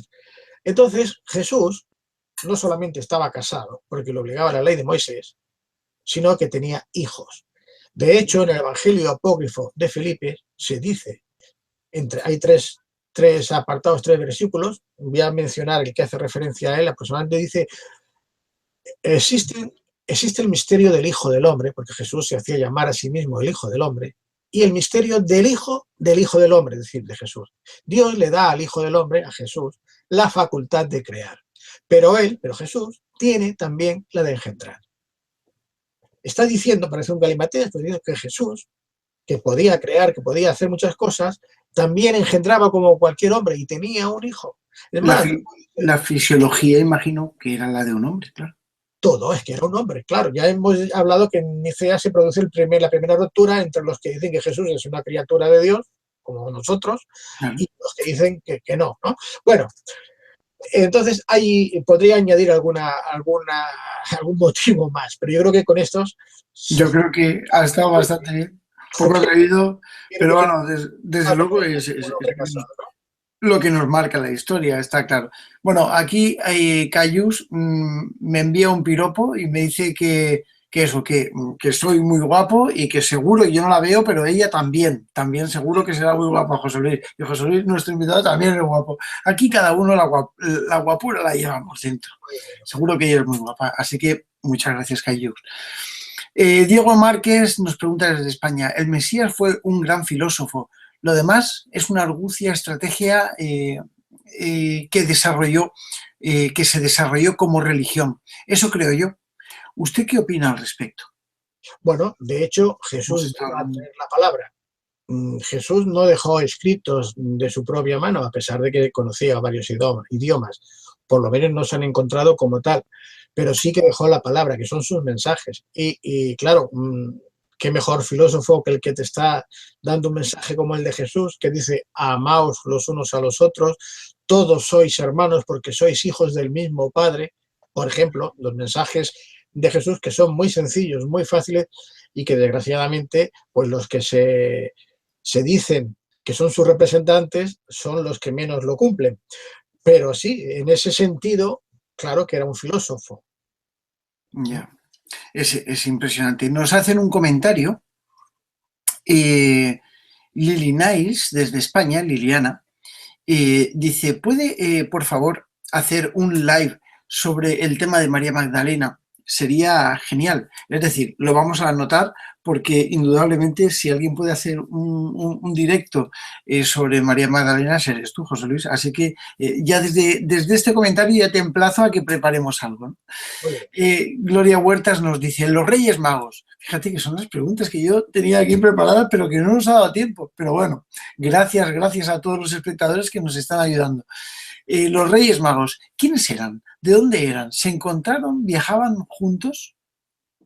Bueno, los Reyes Magos, esto es también una pregunta interesante. No sé si recordarán que hace unos años el anterior Papa dijo que los Reyes Magos, que eran unos magos que venían del sur de España, ¿no? Que venían de Andalucía. Y hubo un poco de broma al respecto porque él había leído algún escrito antiguo que hacía referencia al origen de estos magos. No eran reyes. La palabra magos hacía referencia a lo que hoy día podríamos llamar a un astrónomo, ¿no? Sabios, astrónomos, sí. Sabios, sí, astrónomos. Astrólogos, quizás. Bueno, más, sí, astrólogos y astrónomos. Porque ellos de hecho estaban contemplando la esfera, la bóveda celeste y se dan cuenta que aparece un objeto que de alguna forma estaba indicando un acontecimiento muy importante para la humanidad entonces, para el entorno. De hecho, la dirección que tienen estos magos, dice la historia, o por lo menos los evangelios que hablan de ellos, nos dicen que vienen de Oriente, no dice de Occidente. Si contemplamos en el mapa el lugar donde se encuentra y se encontraba Jerusalén, vemos que entonces solamente podría ser de Siria, del lugar de Siria o de Ur, de donde hubiesen podido venir, y siempre teniendo en cuenta que se trataban de estos sabios astrónomos. Ni siquiera nos dicen qué cantidad, si eran 3, si eran 4, si eran 20. No lo sabemos. Habla simplemente de magos, ¿no? Magos y que bueno, que le dejan presentes. Estos datos, curiosamente, no están en ningún evangelio canónico, sino que se han tomado de evangelios apócrifos, ¿no? Para las tradiciones y para lo que a la Iglesia le ha convenido, sí que ha aceptado evangelios apócrifos.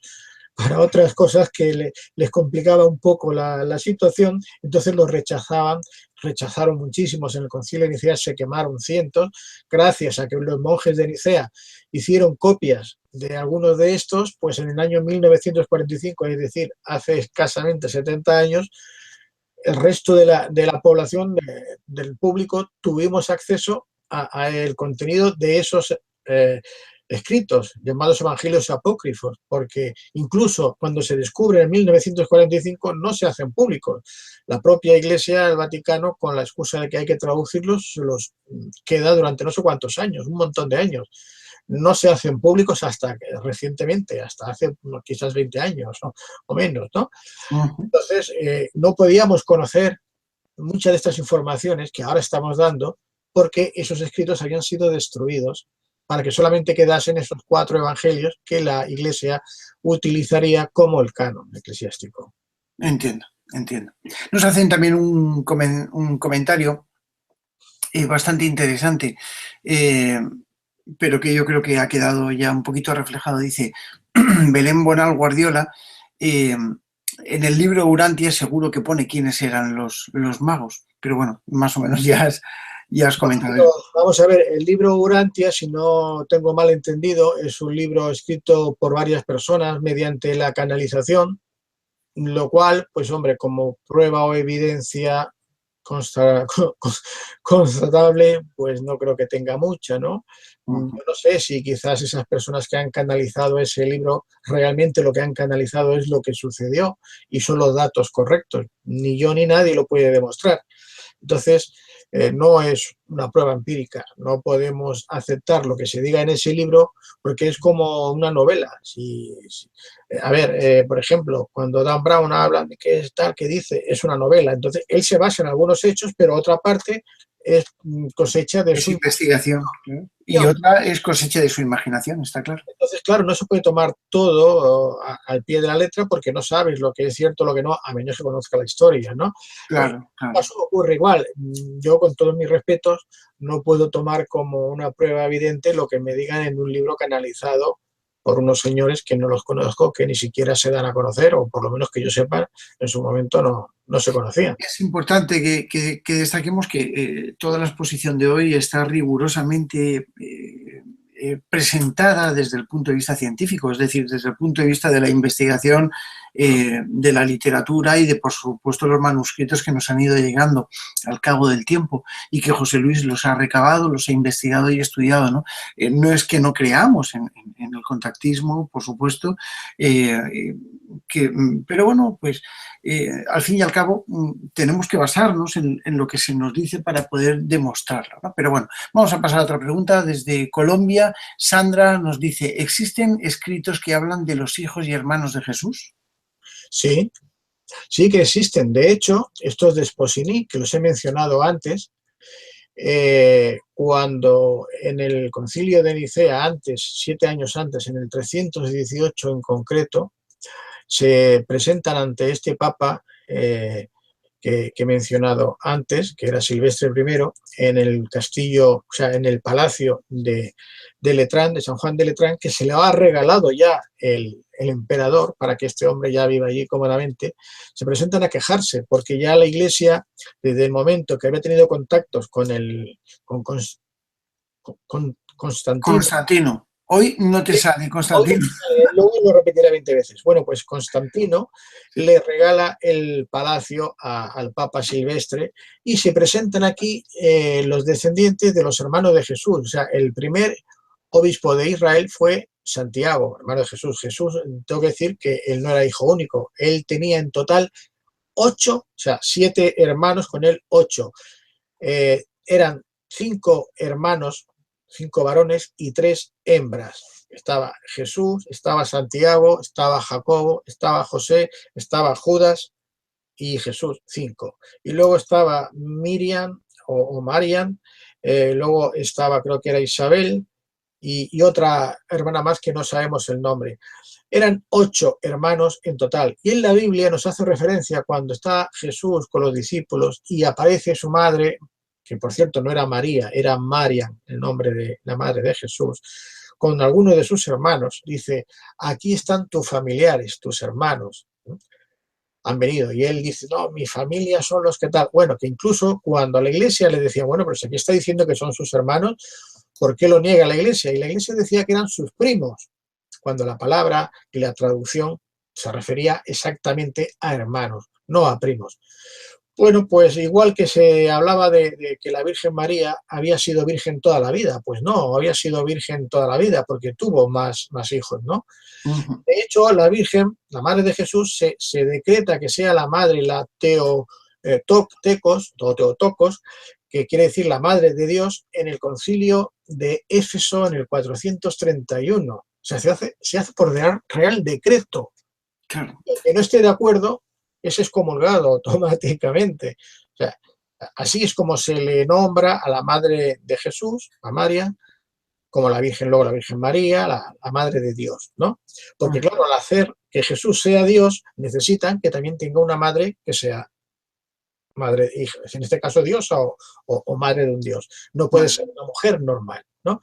Bueno, y aquí podríamos ahora extendernos y seguir contando más cosas, pero los hermanos aparecen en la Biblia, aparecen en estos evangelios, y lo único que la Iglesia, pues, con sus manías de siempre, pues bueno, dice que se refieren a primos, ¿no? Son sus hermanos. Y los descendientes de este Santiago, perdón, que empezaba a decirte, que fue el primer obispo de Jerusalén, que por cierto lo matan a pedradas, lo tiran desde el templo de Jerusalén, muere a pedradas, no llega a España, ni vivo ni muerto.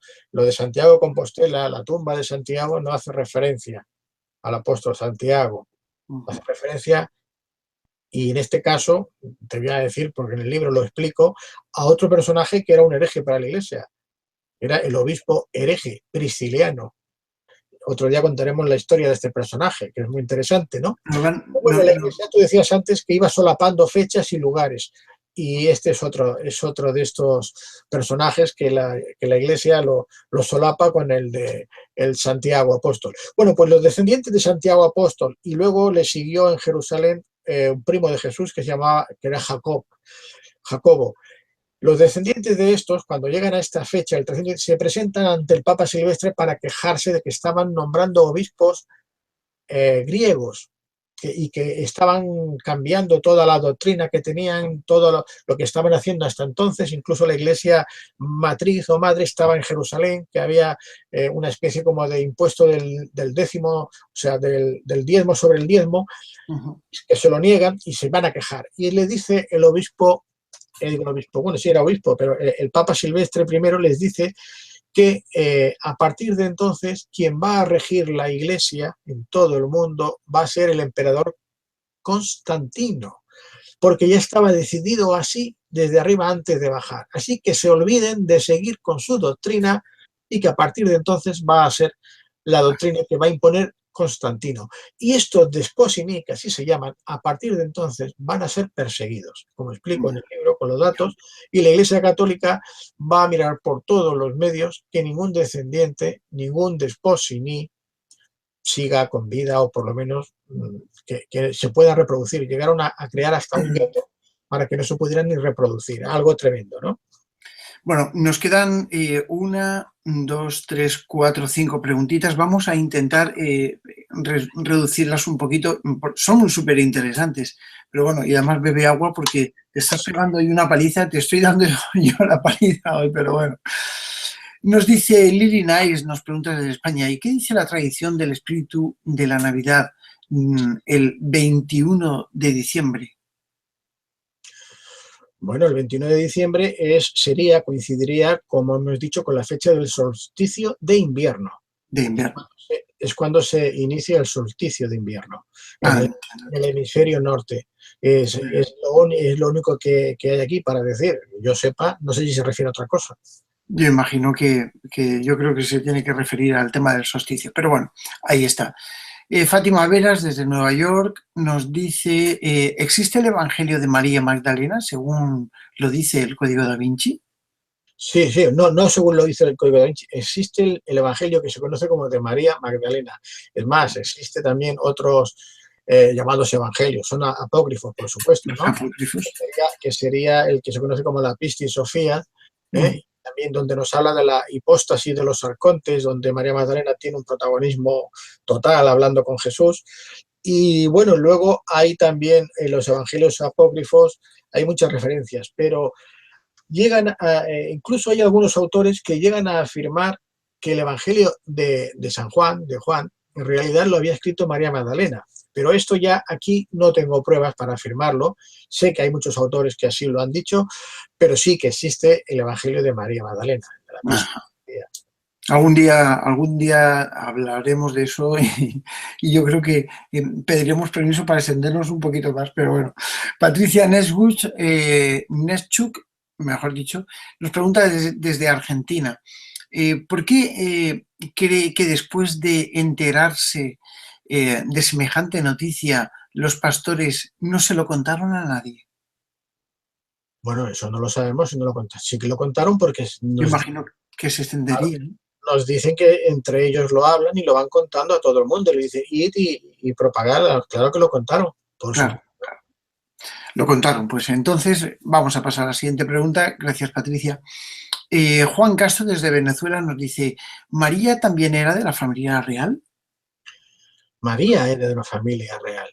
De hecho, María Magdalena era la que tenía bienes, la que tenía dinero, la que podía pagar los viajes de Jesús cuando se desplazaba en estas prédicas que hacía, y lo tenemos en el Evangelio de Mateo y el de Lucas también, cuando nos dice que habían varias mujeres que seguían al Maestro, a Jesús, y menciona a varias, la esposa de un recaudador, la esposa de tal, dice, y María Magdalena, de la que sacó 7 demonios, que esto lo va a utilizar luego un papa, Gregorio I Magno, en el 591, para llamarla prostituta, por esto, dice, de la que se había sacado 7 demonios, que financiaba todos sus viajes, sus gastos, con sus propios bienes. Uh-huh. Imagínate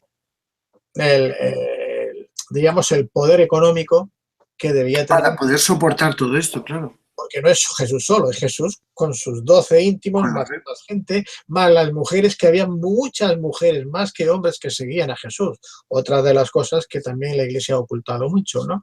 Entiendo. Entonces María Magdalena era la que pagaba todos los gastos que tenía Jesús cuando tenían que desplazarse, ¿no? Y además lo están reconociendo en estos evangelios, como te digo.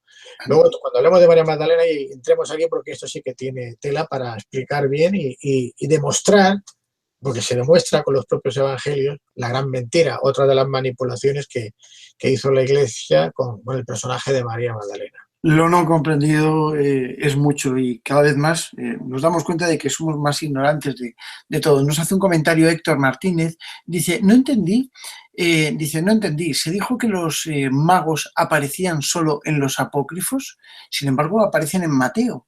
No, he dicho que la cantidad, los nombres de Melchor, Gaspar, Baltasar, etcétera, estos datos aparecen solo en apócrifos. Uh-huh. Lo de Mateo es que vienen unos magos, pero no explica nada más, no da más referencias, no dice nada más. Es lo que hemos leído. Hemos leído cuando dice, llegan unos magos, le preguntan a Herodes, se presentan tal y le ofrecen oro, incienso y mirra. Punto. Uh-huh. No sabemos nada más por lo que nos cuenta Mateos. Todos los demás datos, que si eran 3, que si uno era negro o era blanco o era tal, o si todos estos datos que se han ido añadiendo después se han obtenido de apócrifos. De evangelios apócrifos, O sea, entiendo. en algunos se llegaba a decir 4, en otros 5, en otros 12. O sea, no había una cifra concreta tampoco. Es lo que he dicho. Bueno, pasamos a la última pregunta. Bueno, a la penúltima. Rosa María González Álvarez dice, he escuchado que los elegidos de Jesús después de resucitar serían nada más que Magdalena y 24 mujeres más. ¿Es verdad? Ya que eso supondría que las mujeres serían las cabezas de la Iglesia. Gracias. Bueno, a ver, he dicho que María Magdalena precisamente era la principal. Y como era la principal y además era su esposa, lógicamente, a la persona que más quieres, que tienes más cercana, con la que encima tienes descendencia, es a quien te vas a aparecer si has estado crucificado o has estado alejado, o en este caso incluso si has resucitado, ¿a quién vas a acudir? A ella. claro, Entonces, claro, es a ella a quien se le aparece en primer lugar. claro, claro. En eso todos coinciden, todos los escritos, ¿no? De hecho, bueno, aquí ahora entraríamos porque ni María Magdalena lo llega a reconocer a simple vista, hasta que no le dice que lo llama a él y lo reconoce por la voz y tal, ¿no? Porque no era un cuerpo físico, ¿no? Podríamos decir, como digo en el libro, estaríamos hablando de un holograma, ¿eh? Si digo holograma, la gente Hablaremos, va a entender, ¿no? hablaremos de María Magdalena y todo lo que ha representado la mujer, Claro, evidentemente. entonces María Magdalena tenía también un grupo, dirigía un grupo de mujeres. No sé si eran 20 o si eran 100. También, igual que los otros apóstoles, ellos tenían a los seguidores, que luego por eso hemos dicho que la comunidad pues de Pablo, o sea, en este caso de Marcos, que por cierto no era discípulo de Jesús, era discípulo de Pedro, de San Pedro. Mateo, Lucas, estos seguidores, que no sé en la cantidad, el número que fuesen, son los que van a ir luego transmitiendo lo que les cuenta. Pero hay que pensar que en esa época el 90% o más de la gente era analfabeta, no sabían leer ni escribir. Entonces había una persona ya en el templo de Jerusalén, en las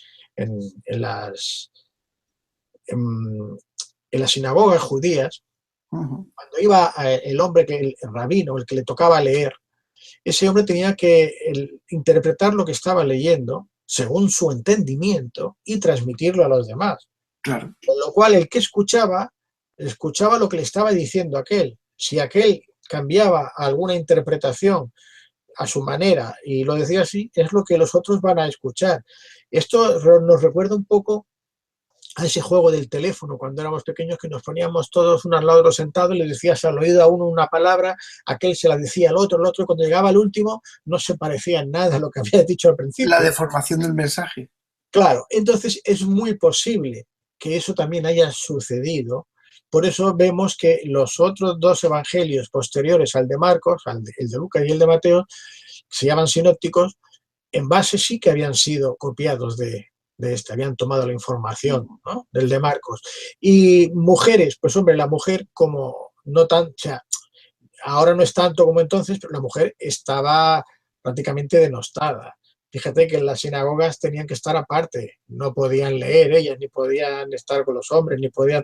Y esto se transmitió luego a la Iglesia Católica también. Entonces, lo que de alguna forma Jesús intentó cuando en uno de estos evangelios apócrifos que hablan, ¿no?, de los celos que sentía Pedro por María Magdalena y otros, en este evangelio de María Magdalena que comentamos, que lo comentaremos, ¿no? Sí. De alguna forma le echaban en cara a Jesús que tratase a ella, que la quisiera más que a ellos, que le diese más besos que a ellos, que tal, ¿no? Y tenemos ahora varios pasajes que incluso le dice, yo la haré macho, la haré hombre como vosotros, para que pueda también entrar. O sea, como queriendo decir, ¿qué pensáis? Que utilizaba palabras que ellos entendieran.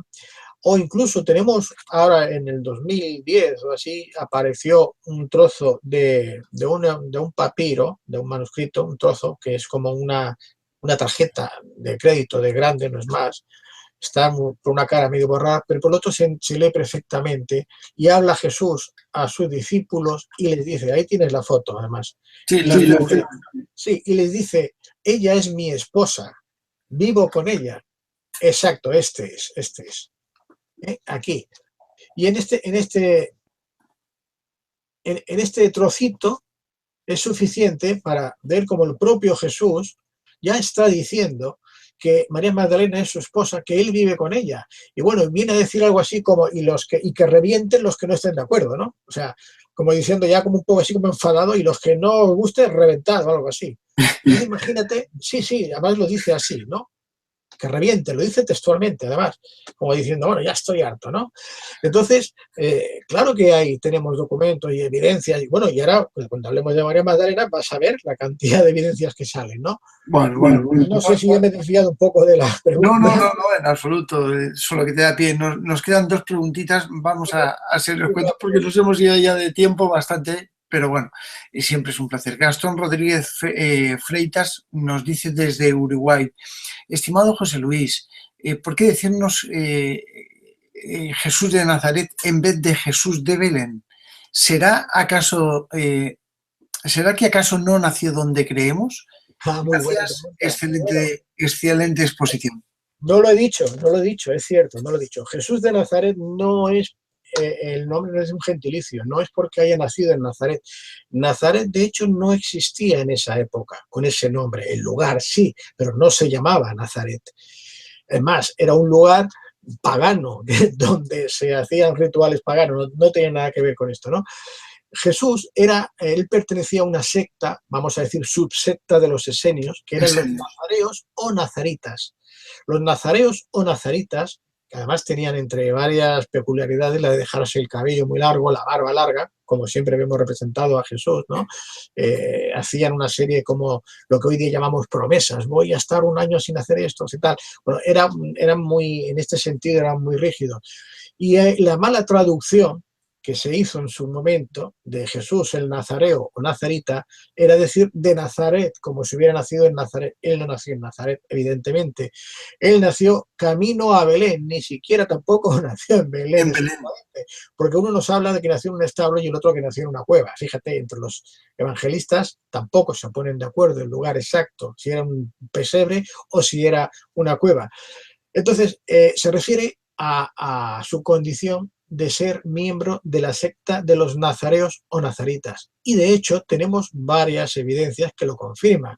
El propio Pablo, San Pablo, Saulo de Tarso, que era un judío, era un fariseo, diríamos, radical, de aquellos fanáticos que perseguía precisamente a los judíos que pertenecían a esta secta, los nazaritas o nazareos. Y bueno, San Pablo no llegó a conocer a Jesús, o sea, cuando él empieza a hablar ya de Jesús y tal, ya llevaba 4 o 5 años que Jesús había sido crucificado. Entonces, cuando él sale persiguiendo a estos nazaritas o nazareos, persiguiéndolos a través de la puerta de Damasco, de Jerusalén, la que se dirige a Damasco, ¿no? Pero no es que estuviese ya en el camino de Damasco, que no existe, esa puerta que se llama así, sí, pues se cae del caballo o la montura que llevaba, se da un golpe en la cabeza, ¿no? Y en ese momento es cuando, bueno, nos cuenta el Evangelio, los escritos, que él dice, venciste, Nazareno. Hombre, si se está refiriendo a Jesús, como así era, lo hubiera dicho o Yeshua, que era su nombre en Galileo, o si había nacido, no sé, es que yo no te digo a ti, oye, en vez de llamarte Pedro, te digo alicantino, porque sé que has nacido en Alicante, ¿no? Te diré tu nombre o tu apellido, pero si tú perteneces a una secta, vamos a suponer, caballeros templarios y tal, y te digo, me has vencido, templario, eso ya te encaja más. Es otra cosa, está claro. claro. Te estoy llamando de lo que eres, ¿no? Entonces, Jesús era nazareo, nazarita, no nazarita. Y ahí San Pablo le está diciendo al nazareo, al nazarita, le está diciendo, me has vencido. Bueno, y aquí contaremos más historia. Tenemos más datos, pero yo creo que con esto ya aclaramos Suficiente. Que no nació en Nazaret, sino que además, y bueno, tenemos en la cruz, perdona, y esto acabo, el letrerito de INRI, Jesús, Nazareno, no que nació en Nazaret, que no tendría sentido, porque además él era Galileo, hubieran dicho el Galileo, que es como se le conocía, el profeta de Galilea. Nadie le llamaba de Nazaret, nadie, era el profeta de Galilea. Hubiera dicho Galileo o Galilea, tampoco, le llamaban Nazareno por la secta. Y pone, INRI es Jesús Nazareno, Rex, rey de los judíos. De los judíos. Así que, y vamos a pasar, José Luis, a la última pregunta, que nos la hacen desde Panamá. Orlando Aparicio Pinto nos dicen brevemente, ¿los Reyes Magos eran sacerdotes zoroastrianos? Esto es difícil decirlo, porque pudieran ser sacerdotes y a la vez también astrónomos o astrólogos. De hecho, se considera que la palabra mago se hacía referencia a alguien sabio. Alguien sabio, sí. Alguien sabio. Bueno, el hecho de que sean sacerdotes no implica que no puedan ser sabios. Claro, entiendo. Bueno, pues hemos terminado el programa de hoy, José Luis. Ha sido un verdadero placer tenerte ahí. Eres un erudito, ya lo decía yo antes, pero es que es verdad. Sabes mucho, da gusto escucharte y yo aquí poco puedo intervenir porque, bueno, lo único que puedo hacer es meter la pata y por eso prefiero hacerte algunas preguntas y escucharte y, por supuesto, aprender. Y a todos ustedes, pues, no sé, presentarles a José Luis Jiménez con sus libros, sus maravillosos libros. Yo tengo unos cuantos y me faltan algunos más que los tengo por ahí en mi biblioteca, pero bueno, no se lo pierdan ustedes, porque este a mí me ha encantado. La revelación del Grial viviente es una maravilla auténtica. Te felicito por el libro, es una Gracias. maravilla. Hay un montón de fotos como esta que es de la editorial Vive Libros, si no me equivoco. Y otra cosa que querría decir, tu página web, José Luis. Mi página web es www.jljimenez con G, .es, jljimenez.es y Jiménez con G. Entonces, cualquiera que quiera alguna información o que quiera mi libro dedicado, tiene el correo mío que también es el mismo, el jljimenez@jljimenez.es, me puede escribir, o si en Facebook me quieren encontrar, con que pongan mi nombre les voy a aparecer sin ningún problema. O sea, soy muy... Aquí en la descripción del vídeo, un poquitín más para abajo, aquí donde pone mostrar más, si pinchan ustedes verán que le aparece también en la web de José Luis. En fin, José Luis, pues muchísimas gracias por haber estado en Déjame Entrar. Ha sido un placer, como te decía, pues tenerte aquí, tenerte entre todos nosotros, y gracias por haber entrado a Déjame Entrar. El placer ha sido mío, Pedro, estar contigo siempre es un placer y bueno, y estar en tu programa, pues además para mí un honor. Así que yo estoy encantado y cuando quieras, aquí me tienes. Pues muchas gracias, muchas gracias. Y a todos ustedes que nos están viendo desde todo el planeta, Colombia, Ecuador, Perú, España, Argentina, Uruguay, Nueva York, bueno, Nueva York, Norteamérica, Estados Unidos y bueno, pues otros países más, que ha sido un placer teneros aquí. Y bueno, pues como esto queda ahí, yo tengo que deciros una cosa, y es que aunque esto es un directo y este directo se hace pues unos días antes de la Navidad. Y a pesar de que José Luis nos ha enseñado muy bien cuándo es la Navidad o cuándo debería ser, bueno, pues estas fiestas tan entrañables, yo os deseo de todo corazón una feliz Navidad, en nombre tanto de Mindalia como mío propio, evidentemente, y que lo celebréis ahí con todos vuestros seres queridos, que os unáis, que José Luis también está encantado de que eso ocurra, de que seáis felices. Y que por supuesto os hagáis muchos regalitos entre unos y otros y os comáis las uvas y bueno, pues os comáis pavo o lo que pueda ser, y si no, pues 4 migajas, pero al fin y al cabo lo que tenemos que hacer es ser felices con nosotros. Y estas fiestas, que no sé si es por el frío o por lo que sea, pues no sé, caen bien, a ver si caen 4 nieves por aquí, 4 nieves por allá, y bueno, pues la Navidad se abre camino como otra vez más. Así que feliz Navidad a todos. Ha sido un placer estar con vosotros. Ya sabéis que tenéis que poner el pulgar hacia arriba, la manita hacia arriba y suscribiros ahí para que os avisen de nuestros próximos programas de Déjame Entrar, aunque seguro que bueno, pues os llegará de una forma o de otra, porque ahí vamos a estar. Así que muchas gracias, Mindalia, por toda la labor de producción, por habernos extendido un poquito más el tiempo, para que José Luis hubiera podido explicar bien esto, y gracias a todos ustedes. Les espero en el nuevo programa de Déjame Entrar.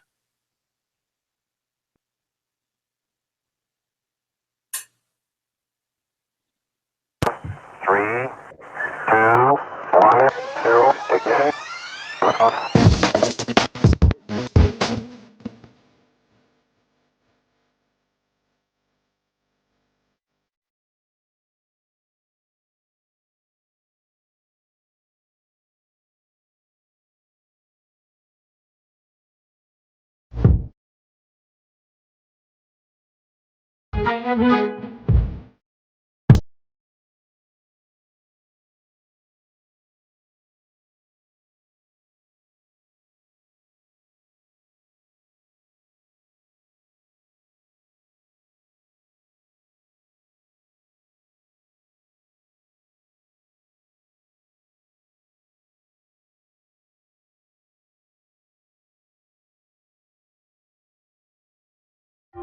Thank you.